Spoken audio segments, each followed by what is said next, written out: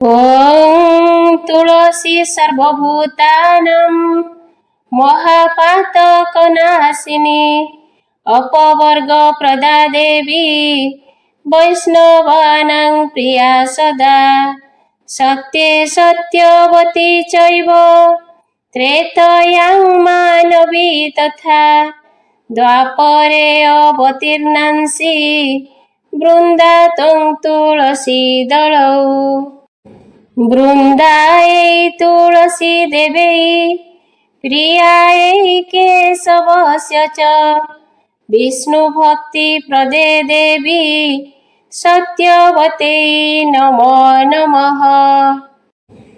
जय जगन्नाथ बंधुगण, आज आसतु शुणिबा कार्तिक महात्म्य जलंधर वध एवं तुलसी जन्म। तुलसी भगवान अति प्रिय, तेणु यह कार्तिक मासरे तुलसी सेवा, तुलसी को प्रदक्षिण एवं तुलसी को दीपदान करने महापुण्य अटे। यही मासरे तुलसी सेवा कले अनंत पुण्य प्राप्ति हुए। आसतु शुणिबा माँ तुलसी जन्म वृत्तांत। कार्तिक महात्म्य चतुर्दश अध्याय। शुक्लांबरधरं विष्णु शशिवर्णं चतुर्भुजं प्रसन्नवदनं ध्यायेत् सर्वविघ्नप्रशान्तये। व्यासाय विष्णुरूपाय व्यासरूपाय विष्णवे नमो वै ब्रह्मविधये वसिष्ठाय नमो नमः। स्नानमन्त्रः वैकुण्ठे च प्रयागे च तथा बदरिकाश्रमे इदं विष्णुवीर्चक्रमे त्रेधा सन्निदधे पदम्।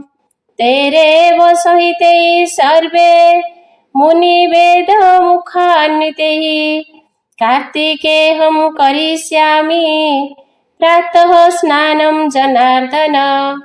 प्रीत्यर्थं तव देवेश दामोदर मया सह ध्याताहं तं देवेश दामोदर मया सह ध्याताहं तं च देवेश जलेऽस्मिन् स्नातुमुदितः।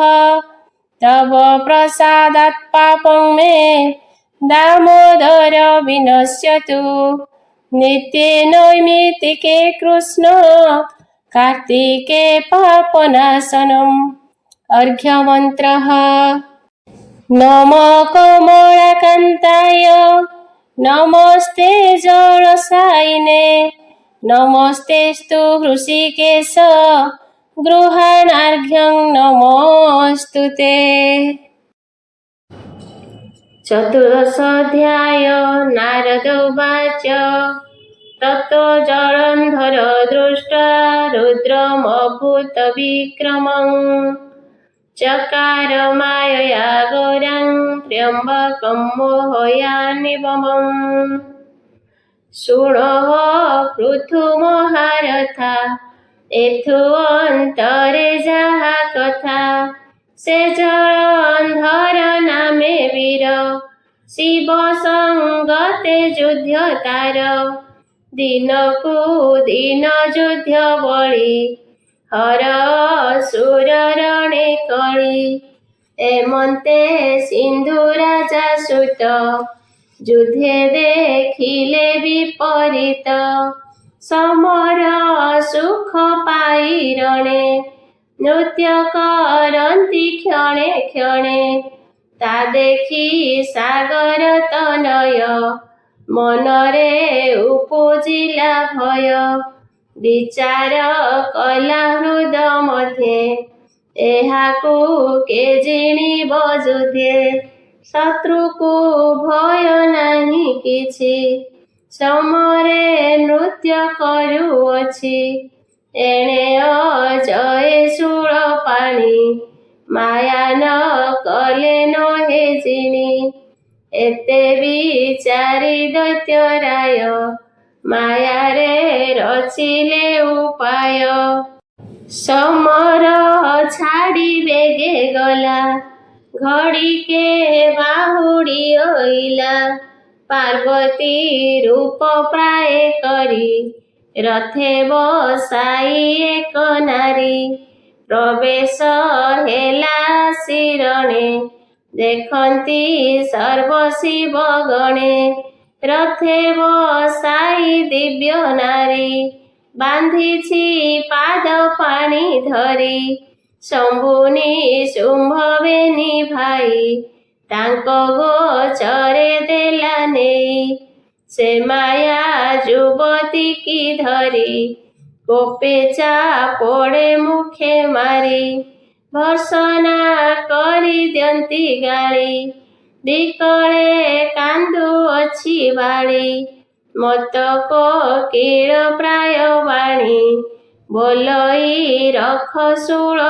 ପାଣି ହେ ମୋର ପୁତ୍ର ଋତୁ ମୁଖ ତୁ ଦେଖୁଅଛୁ ଏତେ ଦୁଃଖ ନନ୍ଦୀ ଭୃଙ୍ଗିରେ ମହାକାଳ ଧିକତ ହେଉ ତୁମ୍ଭ ବଳ ଆମ୍ଭଙ୍କୁ ଧରି ଆଣି ରାଗେ ଦଣ୍ଡ ଦେଉଛି ତୁମ୍ଭ ଆଗେ ଏହା ଯେ ଅର୍ଜିଥିଲି ମୁହିଁ ଈଶ୍ୱର ପ୍ରାୟପତି ପାଇ ହେ ପ୍ରଭୁ ତ୍ରୈଲୋକ୍ୟର ନାହା କେମନ୍ତେ ସହୁଅଛ ତାହା ଅସୁର ଗଞ୍ଜୁଅଛି ମୋତେ ତୁମ୍ଭେ ଜିଛ କି ନିମନ୍ତେ ପାରିଲେ ମୋତେ ରକ୍ଷା କର ନହିଲେ ରଣୁ ଅପସର ହେମନ୍ତ ବୋଲି କାନ୍ଦି କାନ୍ଦି ଈଶ୍ୱର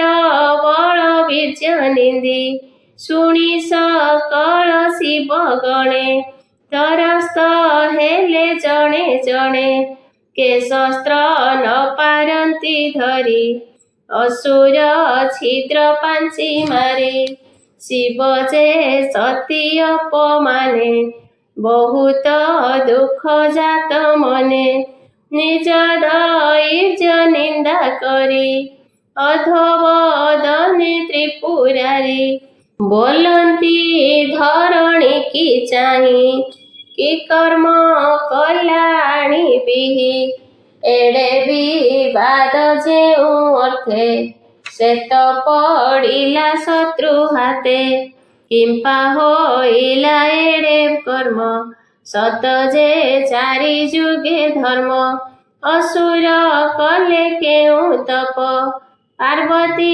ଅଙ୍ଗେ ନାହିଁ ପାପ ତେବେ ପାର୍ବତୀ ହେଉ ପାରି ସେ ତାକୁ ଦଣ୍ଡୁଅଛି ଧରି ସେ ଶୁମ୍ଭ ନିଶୁମ୍ଭ ରାକ୍ଷସେ ମରନ୍ତୁ ଗୌରୀ ସକାଶେ ଏମନ୍ତ ବୋଲି ସାପ ଦେଇ ପୁଣି ଚିନ୍ତିଲେ ଉମା ସାଇଁ ଏ ସର୍ବ ମିଥ୍ୟା ହେବ ପରା ଯେ ଅଗ୍ନି କାନ୍ତି ଉଗ୍ର ତାରା ତାଙ୍କୁ ଛୁଇଁବେ କାହିଁ ଦୈତ୍ୟ ଏମନ୍ତ ବୋଲି କଲେ ନୃତ୍ୟ ତା ଦେଖି ଦୈତ୍ୟ ଜଳନ୍ଧର ବିନ୍ଧିଲା କୋଟି କୋଟି ଶର ବରଷା କାଳେ ଯେହ୍ନେ ଜଳ ବୃଷ୍ଟି କରନ୍ତି ମେଘମାଳ ସେହି ପ୍ରକାରେ ସିନ୍ଧୁ ସୁତ ବାଣ ବିନ୍ଧିଲା ଅପ୍ରମିତ ଈଶ୍ୱର ଅଙ୍ଗେ ବାଣ ପଡ଼ି ଦେଶନେ ପର୍ବତକୁ ହୁଡ଼ି ସରେ ଶରୀର ହେଲା ଗୋପ୍ୟ ତା ଦେଖି ଶିବ କଲେ କୋପ ରୁଦ୍ର ସ୍ୱରୂପ ଶୂଳ ପାଣି ଜ୍ୟୋତି ଯୁଗାନ୍ତ ଅଗ୍ନି ଜାଣି ନିର୍ଭୟେ ବିଜେ କଲେ ଯୁଧେ ଯେହ୍ନେ ମନ୍ଦର ସିନ୍ଧୁ ମଧ୍ୟେ ସେହି ପ୍ରକାରେ ଅନ୍ଧକାରୀ ରିପୁ ମନ୍ଥନେ ଶୂଳ ଧରି ମାରନ୍ତି ଅସୁର ସୈନ୍ୟ ଯେହ୍ନେ ବତାସେ ରମ୍ଭାବନ ଲୋଟି ପଡ଼ନ୍ତି ଭୂମି ଗତେ ଯେହ୍ନେ ଈଶ୍ୱର ଶୂଳ ଘାତେ ପଡ଼ିଲେ ଅନେକ ଅସୁର ତା ଦେଖି କୋପେ ଜଳନ୍ଧର ବିନ୍ଧଇ ଅସଂଖ୍ୟକ ବାଣ ଅଗ୍ନିକୁଢ଼କୁ ଯେହ୍ନେ ତୃଣ ଅସୁର ସର ସେହି ରୂପେ ଜଗତ ହେଲେ ରୁଦ୍ର ତାପେ, ମହାବୃଷଭ ଆତ ଜାତେ, ଦୈତ୍ୟ ପଡ଼ନ୍ତି ପଦାଘାତେ, ଅସ୍ଥି ମାଂସ ମଳି ଦଳି, ରୁଦ୍ର ତେଜରେ ଯାନ୍ତି ଜଳି। ତା ଦେଖି ନିଶାଚର ଥାଟ, ପଳାନ୍ତି ନଦୀ ସଇ ବାଟ। ଗରିଷ୍ଠ ଦୈତ୍ୟମାନେ ଥିଲେ, ରାଜାଙ୍କୁ ଛାଡ଼ି ପଳାଇଲେ। ସୈନ୍ୟ ଭାବେ ଜଳନ୍ଧର, କ୍ଷତ୍ରିୟ ଗୁଣ ମହାବୀର। ମରଣେ ଉପେଖିଲେ ଶଙ୍କା, ତାର ବିରୋଧୁ ରଣରଙ୍କା। ପରିଘ ଘେନି ପରଚଣ୍ଡେ, ପିଟିଲା ରୁଦ୍ର ରଥେ ଖଣ୍ଡେ। ଧ୍ୱନି ଶୁଭିଲା ଘଡ଼ଘଡ଼ି, ବୃଷଭ ମୂର୍ଚ୍ଛା ଯାଇ ପଡ଼ି।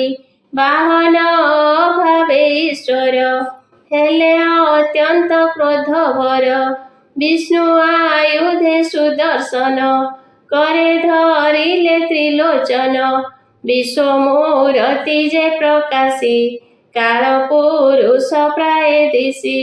ସ୍ୱଭାବେ ଅନନ୍ତ ପୁରୁଷ, ଅସ୍ତ୍ର ସଂହାରୀ ବିଶ୍ୱବାସ।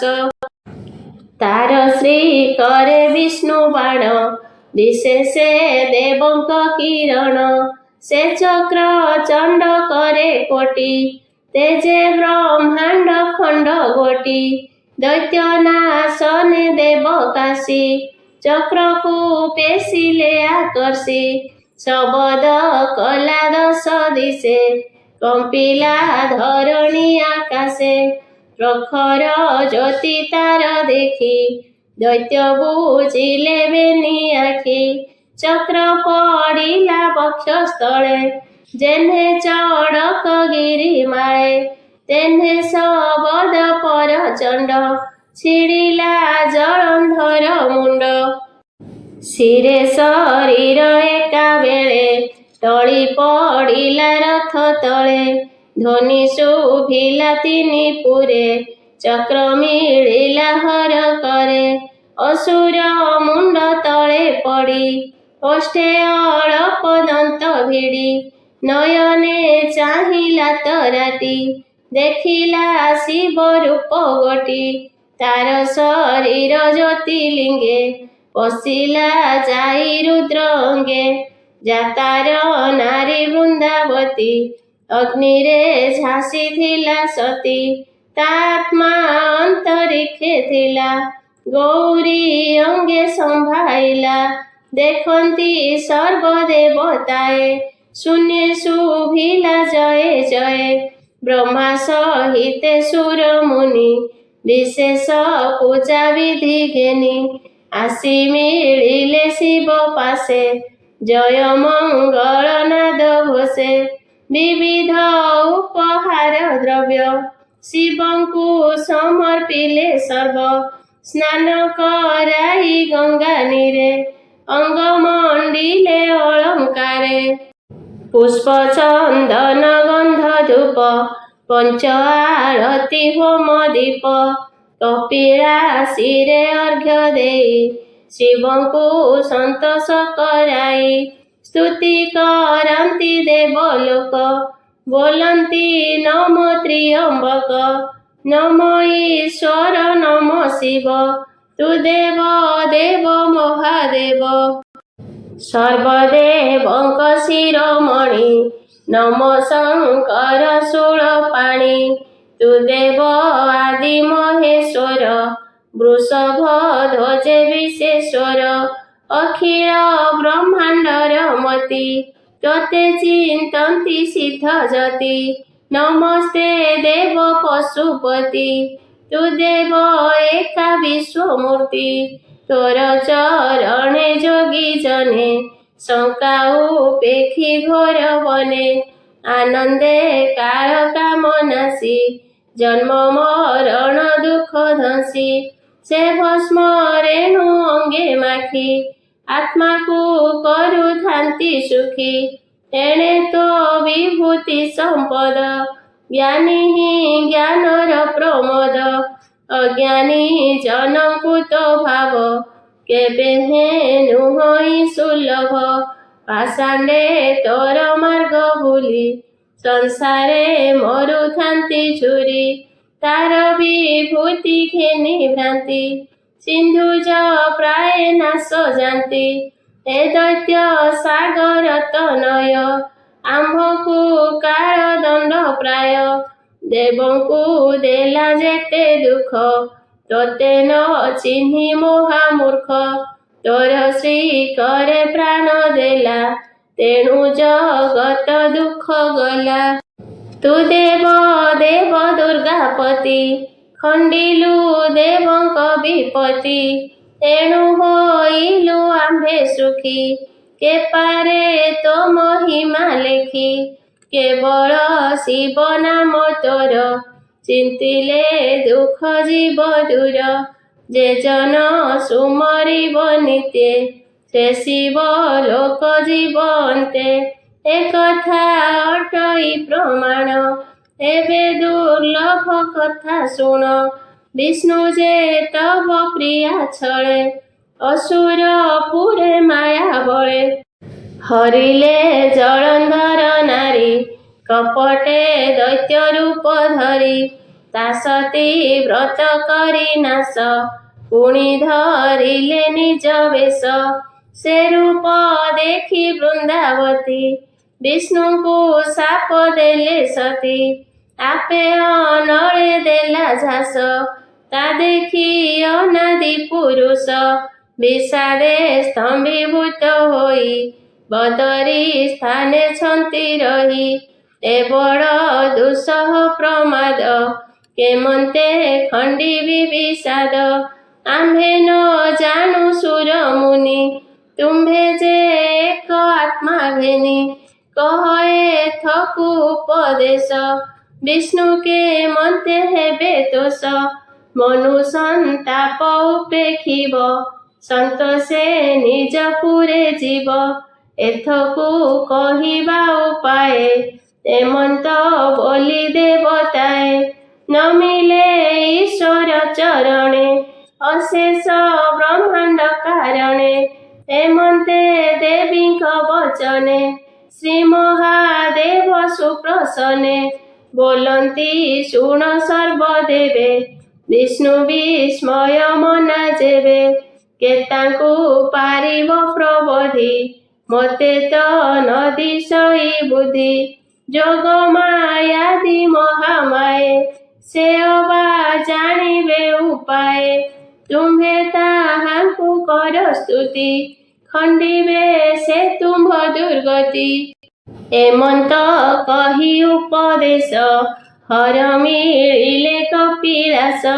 ସକଳ ଶିବଗଣ ତୁଲେ ନିଜ ଭୁବନେ ବିଜେ କଲେ। ଗୌରୀ ଈଶ୍ୱର ଅଗ୍ରତେ ଦର୍ଶନେ ସୁଖୀ ଅବା କେତେ। ଜାଣନ୍ତି ଅଭାବେ ନିଜନେ କେ ତାହା ବର୍ଣ୍ଣିବ ବଚନେ। ଏଥୁ ଅନ୍ତରେ ଶୁଣ ରାଏ ଶିବ ଆଜ୍ଞାରେ ଦେବତାଏ। ଜାହ୍ନବୀ ଜଳେ ସ୍ନାନ କରି ଯୋଗ ମାୟାଙ୍କୁ ସ୍ତୁତି କରି। ମହାଶୂନ୍ୟକୁ ଚାହିଁ ସ୍ଥିରେ କରନି ବେଶିବେ ନିଶିରେ। ସର୍ବେ ବଦନେ ଏକ ସ୍ତୁତି ବୋଲନ୍ତି ନମ ଆଦି ଶକ୍ତି। ନମ ତ୍ରିପୁରା ମହାମାଏ ତ୍ରିଗୁଣ ଲକ୍ଷଣ ଉପାଏ।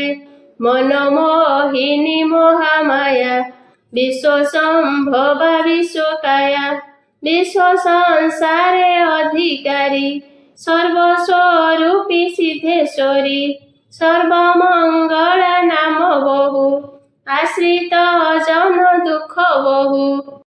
ଆମ୍ଭେ ତୋହର ନିଜ ଭୃତ୍ୟ ପ୍ରସନ୍ନ ହୁଅ ଆଦିମାତ। ଏମନ୍ତ ସ୍ତୁତି ଦେବେ ଭଣି ସେ ଯୋଗ ମାୟା ଯୋଗେ ଜାଣି। ଆକାଶେ ହୋଇଲେ ଉଦୟ ଜାଜଲ୍ୟ ତେଜ ଜ୍ୟୋତିର୍ମୟ। ଯେସନେ ନିର୍ଧୂମ ଅନଳ ବିରାଜେ ଗଗନ ମଣ୍ଡଳ। ଦେଖନ୍ତି ସର୍ବଦେବଗଣ ଆକାଶେ ଉଛୁଳେ କିରଣ। ତେଜ ବିକାଶେ ଦଶ ଦିଶେ ରବି ମଣ୍ଡଳେ ଅଗ୍ନି କିସେ ଯେମନ୍ତେ ବିରାଜଇ ପ୍ରଭା ଯେହ୍ନେ ଅସୁର ରତ୍ନ ଆଭା ସେହି ସ୍ୱରୂପେ ମହାମାଏ ବୋଲନ୍ତି ଶୁଣ ଦେବତାଏ। ମୁହିଁ ଜାଣିଲି ତୁମ୍ଭ ମନ ଯେଣେ ସନ୍ତୋଷ ଭଗବାନ ଏକଥା କହିବା ବିଚାରି ସଂସାରେ ତିନି ରୂପ ଧରି ଏମନ୍ତ କହି ମହାମାଇ ଅନ୍ତେ ବିଦ୍ୟୁତ ପ୍ରାୟ ଯାଇ ଗଗନେ ହୋଇଲେ ଅଦୃଶ୍ୟ ପୁଣି ଭୂମିରେ ପରବେଶ ମିଳିଲେ ତିନି ରୂପ ଧରି ନାମ ଶାରଦା ଶ୍ରୀ ହରି ଶ୍ଵେତ କୁସୁମ କୃଷ୍ଣ କାନ୍ତି ତ୍ରିଲୋକ ମୋହନ ତ୍ରିମୂର୍ତ୍ତି ଦେବଙ୍କ ଆଗେ ଉଭା ହୋଇ ବୃଷଭ ବୀଜ ତାଙ୍କୁ ଦେଇ ତିନି ହେଲେ ତିନି ମୁଷ୍ଟି ହୋଇଲେ ଏଣେ ବିଷ୍ଣୁ ତୁଷ୍ଟି ତାଙ୍କ ସନ୍ନିଧେ ନେଇ ପୁଣ ସନ୍ତୋଷ ହେବେ ନାରାୟଣ ଏ ବୀଜ ହେବ ଯେଉଁ ବୃକ୍ଷ ତେଣୁ ସଂସାରେ ଜନେ ମୋକ୍ଷ ଦେବଙ୍କ ମଙ୍ଗଳ ନିମନ୍ତେ ଏ ବନସ୍ପତି ତ୍ରିଜଗତେ ହୋଇବ ସର୍ବ କାମ ସିଦ୍ଧି ଏବେ ବିଷ୍ଣୁଙ୍କୁ ଏଣେ ବୋଧି ଏମନ୍ତ କହି ଶୁଭ୍ର କେଶୀ ଗଲେ ଯେ ଅନ୍ତରିକ୍ଷେ ମିଶି ତହୁଁ ସକଳ ସୁର ମୁନି ତ୍ରିବନସ୍ପତି ବୀଜ ଘେନି ଚଳିଲେ ନାରାୟଣ ପାଶେ ସେ ସଙ୍ଗେ ମହାଦେବ ଦାସେ। ସର୍ବଦେବଙ୍କ ସଙ୍ଗେ ଥିଲେ ବିଷ୍ଣୁ ଦର୍ଶନେ ନିସ୍ତରିଲେ। ଇତି ଶ୍ରୀ ପଦ୍ମପୁରାଣେ ଉତ୍ତରଖଣ୍ଡେ କାର୍ତ୍ତିକ ମହାତ୍ମ୍ये ଜଳନ୍ଧର ବଧ ନାମ ଚତୁର୍ଦଶ ଅଧ୍ୟାୟ। ପଞ୍ଚଦଶ ଅଧ୍ୟାୟ।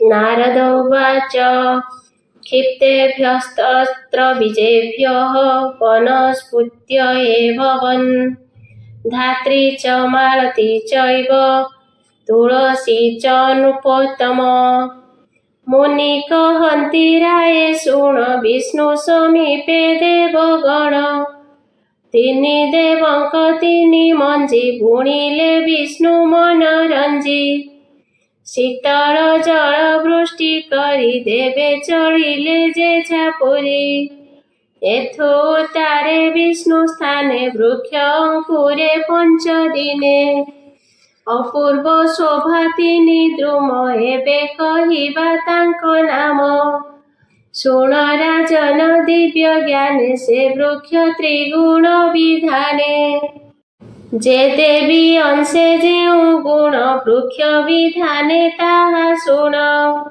ରଜଗୁଣରେ ସରସ୍ୱତୀ ତା ଅଂଶେ ଧାତ୍ରୀ ଉତ୍ପତ୍ତି ତୁଳସୀ ସତ୍ୱଗୁଣେ ଜାତ ଗୌରୀ ଅଂଶରେ ଉଦିତ ରମା ଅଂଶରେ ତମ ଗୁଣେ ମାଳତୀ ଉପୁଜିଲା ବନେ ଏମନ୍ତେ ତିନି ବୃକ୍ଷ ଶୋଭା एको ଅନେକ ମୂର୍ତ୍ତି ପ୍ରଭା ବିଷ୍ଣୁ ସନ୍ନିଧେ ବନସ୍ପତି ଅପୂର୍ବ ଶୋଭା ସେ ଦିଶନ୍ତି ଯେ ବଣ ବୃକ୍ଷ ଯେଉଁ ରୂପ ତାହା କହିବା ଶୁଣ ନୃପ ଧାତ୍ରୀ ଫଳ କ୍ଷୁଦ୍ର ପତ୍ର ଯେହ୍ନେ ବରୁଣ ଦଣ୍ଡ ଛତ୍ର ତେମନ୍ତେ ଦିଶେ ତରୁ ଶୋଭା ଦେଖି ଗୋବିନ୍ଦ ମନ ଲୋଭା ଗୌରୀ ଅଂଶେ ବୃନ୍ଦାବତୀ ତୁଳସୀ ବୃକ୍ଷ ଉତ୍ପତ୍ତି ସାତ୍ବିକ ଗୁଣେ କରି ଧ୍ୟାନ ରୂପ ହୋଇଲା କୃଷ୍ଣ ବର୍ଣ୍ଣ ତା ଦଳ ଦୁର୍ଲଭା ମଞ୍ଜରୀ ସୁବାସେ ବିଷ୍ଣୁ ମନ ହରି ତା ଦେଖି ଲକ୍ଷ୍ମୀ ତମ ଅଂଶେ ମାଳତୀ ଫୁଲ ରୂପେ ବାସେ ଉଭୟେ ରହି ନ ପାରିଲା ଅନ୍ୟ ସ୍ଥାନରେ ଆଉଜିଲା ଏମନ୍ତେ ଯୋଗ ମାୟା ବଳେ ତ୍ରିବିଧ ରୂପ ମହି ତଳେ ବିଷ୍ଣୁ ସମୀପେ ବୃକ୍ଷ ତିନି ଯେ ଯାହା ଗୁଣ ମାନ ଘେନି ଏକୁଆରେକ ଶୋଭା ଦ୍ରୁମ ନବ ପଲ୍ଲବ ମନୋରମ ସୁଗନ୍ଧ ସୁଶୀତଳ ବାଏ, ଉଲ୍ଲାସ କଲେ ବିଷ୍ଣୁ କାଏ। ବିଷ୍ଣୁ ଯେ ସ୍ତମ୍ଭୀଭୂତ ହୋଇ, ବୃନ୍ଦା ରୂପକୁ ଥିଲେ ଧ୍ୟାଇ। ଅପୂର୍ବ ବନସ୍ପତି ଦେଖି, ହରି ମନରେ ହେଲେ ସୁଖୀ। ତକ୍ଷଣେ ଦିବ୍ୟ ରୂପ ଧରି, ରହିବା ଠାରୁ ଅବତରି। ଧାତ୍ରୀ ତୁଳସୀ ବୃକ୍ଷ ବେନି, ତାହାକୁ ସଙ୍ଗତରେ ଘେନି। ବୈକୁଣ୍ଠେ ବିଜେ ଲକ୍ଷ୍ମୀପତି, ଅରଣ୍ୟେ ରହିଲେ ମାଳତୀ। ବିଷ୍ଣୁ ଆଗମ ଅନୁସରି, ମାଳତୀ ବନେ ବାସ କରି। ଏବେ ହୋ ଶୁଣ ନରପତି, ଧାତ୍ରୀ ତୁଳସୀ ବନସ୍ପତି। ସେବେନି ବୃକ୍ଷଙ୍କ ମହିମା, କହିବା ଶୁଣ ପୁଣ୍ୟତମା। ବିଷ୍ଣୁ ଯେ ସଙ୍ଗେ ଘେନି ଗଲେ, ବୈକୁଣ୍ଠ ଭୁବନେ ମିଳିଲେ। ତା ଦେଖି ବ୍ରହ୍ମା ଆଦି ଦେବେ, ଶିବ ସହିତେ ମିଳି ସର୍ବେ। ଲକ୍ଷ୍ମୀ ଯେ ସିନ୍ଧୁ ଦେଶେ ଥିଲେ, ତାଙ୍କ ଛାମୁକୁ ସର୍ବେ ଗଲେ। ସକଳ ଦେବ ସ୍ତ୍ରୀ ମିଳି, ଲକ୍ଷ୍ମୀଙ୍କି କଲେ ନିଉଛାଳି। ଯୋଗ ମାୟାକୁ ସ୍ତୁତି କରି, ବୃନ୍ଦାକୁ ଆଣିଲେ ଉଧରି। କମଳ ଧ୍ୱଜ ରଥ ନେଇ, ଲକ୍ଷ୍ମୀଙ୍କୁ ସେ ଜାନେ ବସାଇ। ସକଳ ଦେବଗଣ ତୁଲେ, ବୈକୁଣ୍ଠ ଭୁବନକୁ ଗଲେ। ବିଷ୍ଣୁଙ୍କୁ କଲେ ଦର୍ଶନ, ସନ୍ତୋଷ ଦେଖି ପ୍ରଭୁ ମନ। ଆନନ୍ଦ ସବୁରିଙ୍କ ଚିତ୍ତ, ନମିଲେ ପ୍ରଭୁ ପାଦଗତ। ଲକ୍ଷ୍ମୀଙ୍କି ବିଷ୍ଣୁ କୋଳେ ଦେଇ, ଦର୍ଶନେ କୃତ୍ୟ କୃତ୍ୟ ହୋଇ। ସନ୍ତୋଷ ହୋଇ ନାରାୟଣ, ବୋଲନ୍ତି ଶୁଣ ଦେବଗଣ। ଆମ୍ଭେ ଯେ ତୁମ୍ଭ ଉପକାରେ, ରହିଲୁ ଜଳନ୍ଧରପୁରେ।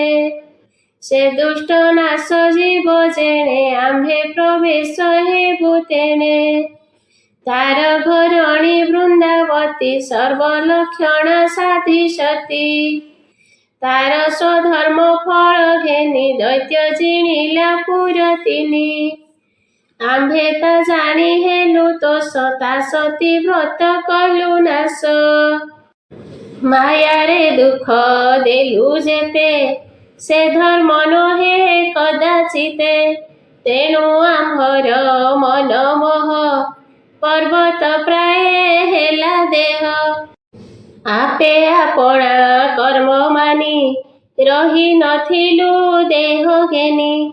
ତୁମ୍ଭେ ସକଳ ସୁର ଲୋକ, ମୋ ଦୁଃଖ ଦେଖି ଗୁରୁ ଶୋକ। ଯୋଗ ମାୟାକୁ ସ୍ତୁତି କରି, ବୃନ୍ଦାକୁ ଆଣିଲ ଉଧରି। ସେ ବୃନ୍ଦା ମୋର ଅପମାନେ, ଝାସି ଯେ ଥିଲା ହୁତାସନେ। ମୋର ଉପରେ ଦେଇ ଦୋଷ, ନିଜ ଶରୀର କରି ଧ୍ୱଂସ। ସେ ଆତ୍ମା ଅନ୍ତରିକ୍ଷେ ଯାଇ, ତ୍ରିଗୁଣେ ତିନି ଭାଗ ହୋଇ। ମନେ ଯେତେକ ତମ କଲା, ସେ ଭାବ ଲକ୍ଷ୍ମୀ ଦେହେ ଦେଲା। ସେ ତାର ରଜ ଗୁଣ ଭାବ, ଶାରଦା ଅଙ୍ଗେ ଦେଲା ଠାବ। ସାତ୍ୱିକ ଭାବ ଯେତେ ହୋଇ, ଗୌରୀ ଅଙ୍ଗେ ସେ ସମ୍ଭାଇ। ଏମନ୍ତ ଗୁଣେ ତିନି ଭାବେ, ଆତ୍ମା ଯେ ଥିଲା ତିନି ଅଙ୍ଗେ। ସେ ପୁଣି ଯୋଗ ମାୟା ବଳେ, ଅଶେଷ ଜନ୍ମ ପୁଣ୍ୟ ଫଳେ। ବୀଜ ସ୍ୱରୂପ ଜାତ ହୋଇ, କ୍ରୋଧେ ସେ ସ୍ଥାବରକୁ ପାଇ। ଯେଣୁ ତା ପୂର୍ବେ ଦୋଷ ନାହିଁ, ତେଣୁ ମୁଁ ଅଙ୍ଗେ ଥିବି ବହି। ଏ ତିନି ବୃକ୍ଷଙ୍କର ଗୁଣ, କହିବା ଏକେ ଏକେ ଶୁଣ। ଯେ ମୋର ଆତ୍ମା ସମଦିଜା, ପାଇବେ ସର୍ବ ଲୋକ ପୂଜା। ଯେ ବଣ ଲୋକ ତାଙ୍କୁ ଜାଣି, ମୋ ପୂଜା ବିଧି ଯୋଗେ ଆଣି। କରିବ ମୋତେ ସମର୍ପଣ, ସେ ଧର୍ମ ଏକେ ଏକେ ଶୁଣ। ଯେ ବୃନ୍ଦାବତୀ ତିନି ମୂର୍ତ୍ତି, ମୋ ଅର୍ଥେ ହେଲା ବନସ୍ପତି। ମୁଁ ତାଙ୍କୁ ରଖିଲି ଯେ ମନ୍ତେ, ସେ କଥା ଶୁଣ ଦଇବତେ। ମାଳତୀ ଦେହେ ତମ ଦେଖି ବନେ ଅଇଲି ତାକୁ ରଖି। ସେ ଯେ ବନସ୍ତେ ଥିଲେ ରହି ମୁଁ ଯେବେ ନର ଦେହ ବହି। ଜାତ ହୋଇବି ଯଦୁକୁଳେ ବନେ ବରଜ ସୁତ ମେଳେ। ବିହାର କରିବି ବିପିନେ ମାଳତୀ ଲଭିବି ସେ ଦିନେ। ଶିର ହୃଦରେ ମାଳ କରି ମାଳତୀ ପୁଷ୍ପ ଥିବି ଧରି। ଯେ ମତେ ଦେବ ସେ କୁସୁମ ମାଳା ଗୋଟିଏ ଯଜ୍ଞ କର୍ମ। ଅବଶ୍ୟ ଲଭିବ ସେ ଜନ ବିଶେଷ ଏକାଦଶୀ ଦିନ। ଏବେ ତୁଳସୀ ଧର୍ମ ଶୁଣ ସେ ବୃକ୍ଷ ସାତ୍ୱିକ ଲକ୍ଷଣ। ହୋଇବ ତ୍ରିଲୋକ ପ୍ରସିଦ୍ଧି ମୋର ସମାନେ ପୂଜା ବିଧି। ପାଇବ ସକଳ ଲୋକରେ ବିଶେଷ କାର୍ତ୍ତିକ ମାସରେ। ତୁଳସୀ ଆରାଧିବ ଯେହୁ ତାଙ୍କ ସୁକୃତ ଫଳ କହୁ। ରୋପିଣ ପାଳିବ ଯତନେ ପ୍ରତିଦିନ ହିଁ ଜଳଦାନେ। ଏମନ୍ତ ଭାବେ ପୂଜା କରି ଚତୁରବିଧ ପାପ ହରି। ମନ ବଚନ କାୟ କୃତେ ଏମନ୍ତ ପାପ ଥିବ ଯେତେ। ପ୍ରଥମ ଦିନ ଜୀବନାଶ ଦିନକୁ ଦିନ ପୁଣ୍ୟ ଯଶ। ବଢ଼ିବ କାଳ ଚନ୍ଦ୍ର ପ୍ରାୟ ପୁଣି ନୋହିବ ଆଉ କ୍ଷୟ। ଯେ ତାର ପତ୍ର ଘେନି ମତେ ପୂଜା କରିବ ଶୁଦ୍ଧ ଚିତ୍ତେ।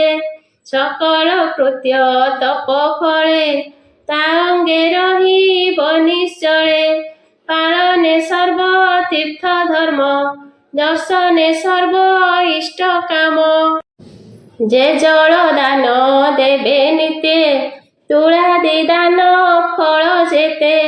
ତାଙ୍କୁ ପ୍ରାପତ ଦିନେ ଦିନେ ଭ୍ରମ ନୋହିବ ଭାବ ମନେ।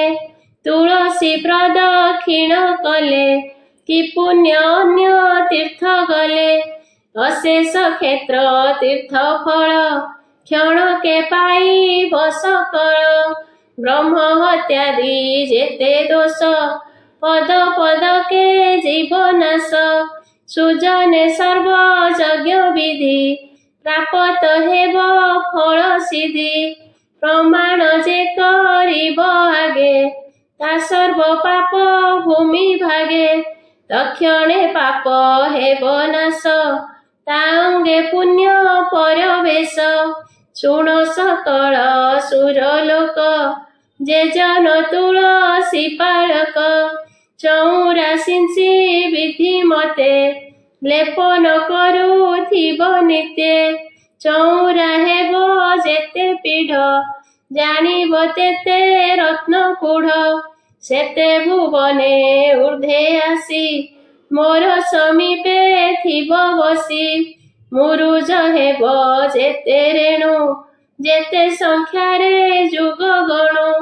ମୋର ମନ୍ଦିରେ ଥିବ ସୁଖେ ତଦନ୍ତେ ନ ପଡ଼ିବ ଦୁଃଖେ। ସନ୍ଧ୍ୟା ସମୟେ ଯେଉଁ ଜନ ତୁଳସୀ ମୂଳେ ଦୀପଦାନ। ଶ୍ରଦ୍ଧାରେ ବସାଇବ ନୀତି ଅଗ୍ନି ପରାଏ ତାର ଜ୍ୟୋତି। ସୁନ୍ଦର ହେବ ସବୁ ଗୁଣେ କମଳା ନ ଛାଡ଼ିବେ କ୍ଷଣେ। ତାର କନ୍ଧରେ ନିତ୍ୟେ ଥିବେ ସମ୍ପୂର୍ଣ୍ଣ ଧନ ଜନ ହେବେ। ତୁଳସୀ ଆରାଧନେ ବାଡ଼ ଯେ ଯେତେ କରିବ ଉହାଡ଼। ସେ ବାଡ଼ ଯେତେ ଦିନ ଥାଏ ମୋ ପୁରେ ସେତେ ଦିନ ଯାଏ। କୈବଲ୍ୟ ପୁଞ୍ଜ ଥାଏ ବସି କହନ୍ତି ପ୍ରଭୁ ବ୍ରହ୍ମ ରାଶି। ତୁଳସୀ ମୂଳୁ ଅନ୍ୟ ଦଳ ବାଛି ଯେ କରିବ ନିର୍ମୂଳ। ତାର ଦୁରିତ ସର୍ବଧ୍ୱଂସେ କଳଙ୍କ ନ ଲାଗଇ ବଂଶେ। ତୁଳସୀ ମୂଳରୁ ମୂର୍ତ୍ତିକା ଯେ ଘେନେ ଊର୍ଦ୍ଧ୍ୱେ ପୁଣ୍ଡରୀକା। ତାର କଳ୍ମଷ ହେବ କ୍ଷୟେ ରବି ପ୍ରକାଶେ ରାତ୍ର ପ୍ରାୟେ।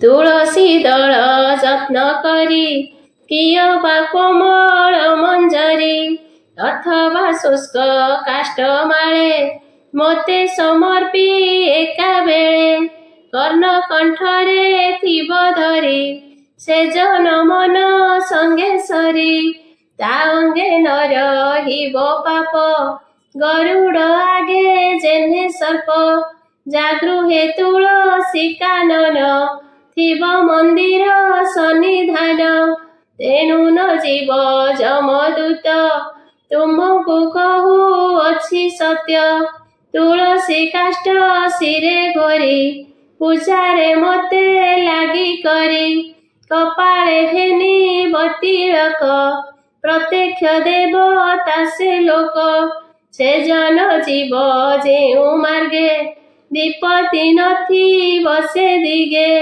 ତୁଳସୀ ବୃକ୍ଷ ଯେଉଁ ଦ୍ୱାରେ ମୋତେ ଦେଖିବ ତାର ଘରେ ଯାହା ଭୁବନେ ବିଷ୍ଣୁ କ୍ଷେତ୍ର ତା ଅଙ୍ଗ ସର୍ବଦା ପବିତ୍ର ଯେ କରେ ତୁଳସୀ ପାଳନ ସେ ନିଶ୍ଚେ ବିଷ୍ଣୁ ବୋଲି ଜାଣ ତୁଳସୀ ଛାୟାରେ ସଂଶ୍ରଦ୍ଧେ ଯେ ଦେବ ପିଣ୍ଡ ପିତୃ ଶ୍ରାଦ୍ଧେ ତାର ସଗୋତ୍ର ସାତ କୂଳେ ବସିବେ ଆସି ବିଷ୍ଣୁ ଆଳେ ଯାବତ ଥିବ ବସୁମତୀ ତାବତ ନ ପଡ଼େ ଦୁର୍ଗତି ମୃତ୍ୟୁ କାଳରେ ଯେଉଁ ଜନ ତୁଳସୀ ନିକଟେ ଶୟନ ତୁଳସୀ ଦଳ ଥିବ ମୁଣ୍ଡେ ଉଦକ ଦେଉଥିବ ତୁଣ୍ଡେ ପିଣ୍ଡରୁ ପ୍ରାଣ ଛାଡ଼ିଯିବ ସେ ଆସି ମୋ ଅଙ୍ଗେ ମିଶିବ କହନ୍ତି ପ୍ରଭୁ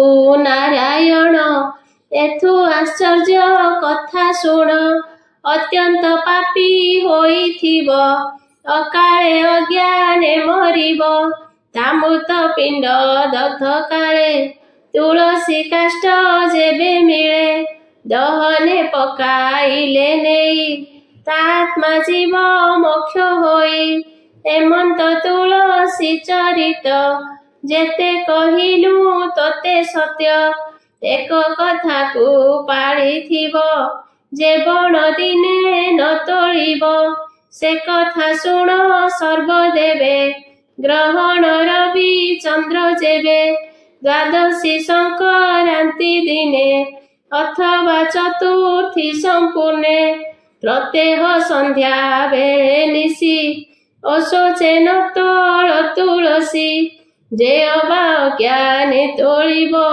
ମୋତେ ଦଣ୍ଡିବା ଦୋଷ ହେବ ପୁଣି କହନ୍ତି ବନମାଳୀ ତୁଳସୀ ମମ ଅର୍ଥେ ତୋଳି ଏଥୁ ଯେ ଅନ୍ୟ କାର୍ଯ୍ୟ ଖଣ୍ଡେ ତା ନଖ ଘାତ ମୋର ପିଣ୍ଡେ ବାଳିକା ପ୍ରାୟ ହେବ ପ୍ରାସ ଶୁଣ ହେ ସକଳ ତ୍ରିଦଶ ତୁଳସୀ ଦଳ ମନିମନ୍ତେ ଯେ ଜନ ତୋଳେ ଅବିରତେ କର ପଲ୍ଲବ ତାର ଧନ୍ୟ କିସ କହିବା ତାର ପୁଣ୍ୟ ବିଶେଷ କାର୍ତ୍ତିକ ମାସରେ ତୁଳସୀ ସେବା କରି ନରେ ଲଭିବେ କୈବଲ୍ୟ ମୁକ୍ତି ଖଣ୍ଡିବେ ଅଶେଷ ବିପତ୍ତି ତୁଳସୀ ମୂଳେ ଉଯାପନ ଯେ କରେ କାର୍ତ୍ତିକ ବିଧାନ ସେ ଜନ ବୈକୁଣ୍ଠପୁରେ ଆସି ମିଳିବ ଦେହାନ୍ତରେ ଲୀନ ହୋଇବ ମୋର ଅଙ୍ଗେ ନହିଲେ ଥିବ ମୋର ସଙ୍ଗେ କେବେ ହେ ନହିବ ଅନ୍ତର ଏ ବାକ୍ୟ ସତ୍ୟ ଅଟେ ମୋର ଏବେ ହୋ ଶୁଣ ସୁରଗଣେ ଧାତ୍ରୀ ଯେହି ପରମାଣେ ସେ ତୋର ହୋଇବ ଯେ ଦାସୀ ତାର ସକଳ ପାପ ନାଶୀ ଯଶଲ ଭୈରବୀ ତଳେ ମୋତେ ପାଇବ ଅନ୍ତକାଳେ ସେ ଧାତ୍ରୀ ଫଳ ପତ୍ର ଯୋଗେ ତୁଳସୀ ଦଳ ତହିଁ ସଙ୍ଗେ ସଂଖ୍ୟା ନ ଧରି ଦେବ ମୋତେ ତେବେ ସନ୍ତୋଷ ମୋର ଚିତେ ପତ୍ର ଗୋଟିକେ ରତ୍ନମଣି ଫୁଲ କାଞ୍ଚନ ପରିମାଣି ଏମନ୍ତେ ହୋଇବ ସନ୍ତୋଷ हसी कहती ऋषिकेश शुणी सन्तोष देवलोके धात्री जे विशेष कार्तिके सकल सुर मुनि संगे मुथिबी धात्री वृक्ष अंगे तेणु से वृक्ष पत्र फल अकामे सकामे न तोल आश्विन मासु तोଳି आणी कार्तिक आगमन जानी ଯତ୍ନେ ସାଇତି ରଖିଥିବ କାର୍ତ୍ତିକେ ଆହାର କରିବ ସ୍ନାହାନେ ଶିର ପରେ ଲେପି ସ୍ମରଣେ ମୋର ନାମ ଜପି କଣ୍ଠରେ ଆଭରଣ କରି ଅଶେଷ ଜନ୍ମ ପାପ ହରି ଲଭିବ ଯଶ ଶ୍ରୀ ଆୟୁଷ ଅନ୍ତେ ପାଇବ ମନିବାସ ଧାତ୍ରୀ ଛାୟାରେ ଯେଉଁ ଜନ କରିବ ଗୋବିନ୍ଦ କୀର୍ତ୍ତନ ଦଣ୍ଡକେ 10 ଯୁଗ ଲେଖି ମପୁରେ ବସ ହେବ ସୁଖୀ କାର୍ତ୍ତିକ ଧାତ୍ରୀ ବୃକ୍ଷ ତଳେ ହବିଷ୍ୟ ଅନ୍ନ ଏକାବେଳେ ଯେଜନ କରିବ ଭୋଜନ ତା ପାପ ହୋଇବ ଦହନ ଅଶୋଚ ଦ୍ରବ୍ୟ ଥିଲେ ଭକ୍ଷୀ ସେ ଦୋଷ ନ ଲାଗିବ କିଛି ନିର୍ମଳ ହୋଇବ ଶରୀର ତେଣୁ ଅଏଳା ନାମ ତାର କହନ୍ତି ପ୍ରଭୁ ଲକ୍ଷ୍ମୀପତି ଏମନ୍ତ ତିନି ବନସ୍ପତି ଯେ ବୃନ୍ଦାବତୀ ତିନି ଗୁଣେ ତ୍ରିପୁରାଜ୍ଞା ପରମାଣେ ଅଏଳା ତୁଳସୀ ମାଳତୀ ଏ ତିନି ମୋର ପ୍ରିୟବତୀ ବିଶେଷ ତୁଳସୀ ପ୍ରଧାନ ସଂସାରେ ମୋହରି ସମାନ କହନ୍ତି ପ୍ରଭୁ ନାରାୟଣ ମୋଠାରୁ ଶ୍ରେଷ୍ଠ ବୋଲି ଜାଣ ତୁଳସୀ ବୃକ୍ଷ ସେବା କଲେ ମୋତେ ପାଇବ ପ୍ରାଣୀ ଭଲେ ତୁଳସୀ ବିନା ଯେତେ ଭୋଗ ମୋତେ ନୁହଇ ଉପଯୋଗ ତୁଳସୀ ଦଳେ ମୋତେ ପୂଜି ତୁଳସୀ ଘେନି ମୋତେ ଭଜି ତୁଳସୀ ଦେବ ମୋର ଶିରେ ଟାଣି ବସିବେ ମୋର ପୁରେ ଏକଥା ତୁମେ ଭଲେ ଜାଣ ବ୍ରହ୍ମାଦି ମୁନି ସୁରଗଣ ଯକ୍ଷ ରାକ୍ଷସ ନର ନାଗେ ସେ ଜ୍ଞାନ ଦାତା 10 ଦିଗେ ଶିବ ସହିତେ ସିଦ୍ଧ ଯତି ଲକ୍ଷ୍ମୀ ମୋହର ପ୍ରିୟବତୀ ପାର୍ବତୀ ଆଦି ସ୍ତ୍ରୀ ଗଣେ ସର୍ବେ ମୋ ଆଜ୍ଞା ପରମାଣେ ତୁଳସୀ ସେବା କରି ଇଚ୍ଛା ଯେବା ଲଭିବ ମନୋବାଞ୍ଛା ଯେତାରେ ହେବ ଅପରାଧୀ ତାର ନ ଗଛେ କର୍ମ ସିଦ୍ଧି କହିବା ଶୁଣ ସର୍ବଦେବେ ମୁଁ ତାକୁ ମାୟା କଲି ଯେବେ ସେ ଦୋଷ ବିଚାରି ମନରେ ରହିଲି ପର୍ବତ ଆକାରେ ଏ ଦେହ ଅଛି ସେହି ରୂପ ସତୀ ବିଘାତେ ହେବ ପାପ ସେ ପାପ ବଜ୍ର କୀଟ ରୂପେ ମୋ ଦେହ କାଟୁଥିବ କୋପେ ସହସ୍ର ସମ୍ବତ୍ସରେ ଶିରା ଗଣ୍ଡୁକି ଜଳେ ହେବ ମେଳା ସେ ବିଷ୍ଣୁ ଶିଳା ମୋର ମୂର୍ତ୍ତି ପୂଜା କରିବେ ବିପ୍ରଜତି ତୁଳସୀ ଦଳେ ପୂଜା କରି ଭବ ସାଗରୁ ହେବେ ପାରି ଏ ମୋର କଲା କର୍ମ ଗୁଣ କହନ୍ତି ପ୍ରଭୁ ନାରାୟଣ ଏବେ ସକଳ ଦେବେ ଚଳି ଆମ୍ଭ ବଚନ ପ୍ରତିପାଳି ତୁଳସୀ ମହିମା ଜଗତେ ବିସ୍ତାର କରି ଯେଝା ମତେ ଏମନ୍ତେ ବିଷ୍ଣୁ ଆଜ୍ଞା କଲେ ଯେ ଯାହା ଭୁବନକୁ ଗଲେ ପୃଥୁକୁ କହନ୍ତି ନାରଦ ଯେ ବିଷ୍ଣୁ ଲୋକର ସମ୍ବାଦ ଏଣୁ ଏ ତୁଳସୀ ମହିମା ବଚନେ କି ଦେବା ଉପମା ବିଷ୍ଣୁଙ୍କ ଏଡ଼େ ପ୍ରିୟ ଫୁଲ ସଂସାରେ ନାହିଁ ତାକୁ ତୁଲ କେବଳ ସ୍ନାନ ସାରି ତୋଳି ତେଣେ ସନ୍ତୋଷ ବନମାଳି ଅଶୌଚ ବେଳେ ଯେବେ ଛୁଇଁ ଦିନକ ଧର୍ମ କ୍ଷୟ ଯାଇ ସ୍ନାନ ନ କରି ଆନ ପୁଷ୍ପ ତୋଳିଲେ ସର୍ବଦେବତୋଷ, ସ୍ନାନ ନ କରି ତୋଳ ଯେବେ, ପୂଜାର ଫଳ ନାହିଁ ତେବେ। ଦିନକ ଧର୍ମ ହୋଏ କ୍ଷୟ, ଭସ୍ମ କୁଢ଼ରେ ଘୃତ ପ୍ରାୟ। ହେମନ୍ତ ପୁଷ୍ପଙ୍କ ଚୟନ, ଧାତ୍ରୀ ତୁଳସୀ ବିଦ୍ୟମାନ। ଯେ ତାହା ବିଷ୍ଣୁ ପ୍ରୀତି କରି, ଶିର ହୃଦରେ ନେଇ ଧରି। ତାର ଦୁରିତ ନାଶ ହେଳେ, ଅଳପ ଅଗ୍ନି ଯେହ୍ନେ ଜଳେ। ଏକଥା ଅଟଇ ପ୍ରମାଣ, ହେ ରାଜା ସାବଧାନେ ଶୁଣ। ତୁ ଯେ ପୁଛିଲୁ ଶ୍ରଦ୍ଧାମତି, ତୁଳସୀ କାହୁଁ ଉତ୍ତପତି। ସେ କଥା କହିଲି ସଂକ୍ଷେପୀ, ସେ ଧର୍ମ ସର୍ବଲୋକେ ବ୍ୟାପୀ। ଯେହା ଶୁଣନ୍ତି ଶ୍ରବଣେ, ପ୍ରସ୍ତାବ ବାକ୍ୟ ମୁଖେ ଭଣେ। ସେହି ଲଭଇ ମୋକ୍ଷ ଗତି, କାର୍ତ୍ତିକ ବ୍ରତ ଫଳଶ୍ରୁତି। କେବଳ ନ କରି ସଂଶୟେ, ନିନ୍ଦିଲେ ମହା ପାପ ହୋଏ। ଏକଥା ସର୍ବଶାସ୍ତ୍ର ମତ, ଅମ୍ବୁଜ ପୁରାଣେ ଉକତ। ଉତ୍ତର ଖଣ୍ଡେ ବିଷ୍ଣୁ ଲୀଳା, ସଂସାର ସାଗରକୁ ଭେଳା। କହଇ ମହାଦେବ ଦାସ, ମୋ ପ୍ରଭୁ କମଳା ବିଳାସ।